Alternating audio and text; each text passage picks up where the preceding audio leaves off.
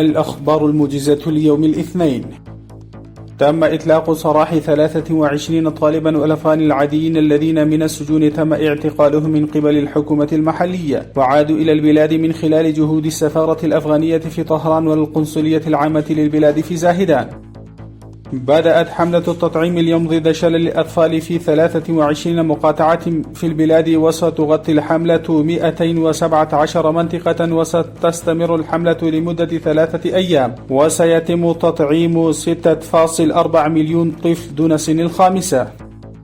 سيتم الانتهاء من أعمال ترميم المبنى الإداري لمنطقة 18 وتقدم للاستخدام قريبا.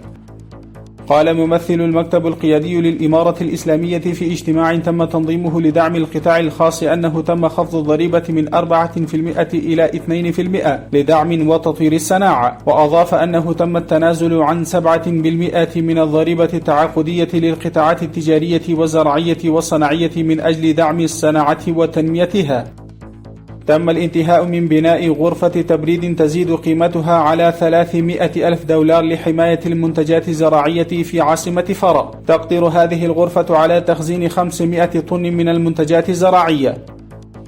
قال المساعد الإداري لرئاسة الوزراء المولوي عبد السلام الحنفي في الاجتماع عقد لغرض دعم القطاع الخاص أنه تم استحداث التسهيلات اللازمة في مجال الضرائب لنمو ودعم القطاع الخاص. وأضاف تحاول إمارة أفغانستان الإسلامية توفير المزيد من التسهيلات لرجال الأعمال والصناعيين والقطاع الخاص في البلاد.